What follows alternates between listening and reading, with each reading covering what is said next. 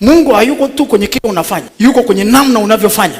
Ninarudia tena, watu wengi sio kwamba hawafanyi, namna wanafanya. Ile namna unafanya ndio inayoachilia aina ya matokeo Mungu aliyoyaandaa kwenye maisha yako. Anasema ataifanikisha njia yake. Maana yake Mungu anakaa kwenye njia, kwenye namna ya kufanya. Mungu ndio anakaa hapo. Ingia kwa Mungu kwanza ili upate namna ya kufanya. Kila unapomkaribia Mungu, Mungu atajifunua kwako ni namna gani leo uende ukafanye. Sasa nikwambie, pesa ziko nyingi sana na pesa hazitaka ziishi duniani, lakini wingi wa pesa zilizoko duniani haziamui maisha yako kufanikiwa, isipokuwa ya unachofanya na namna unafanya. Ndicho kinachohamisha pesa kutoka kule ziliko sikufuate wewe. Hakuna pesa itakayokufuata isipokuwa unajua namna ya kuileta pesa mahali ulipo, na namna ya kufanya ndio inayoleta fedha, kwa sababu fedha inafuata mkondo wa kile mtu anafanya na namna anavyofanya.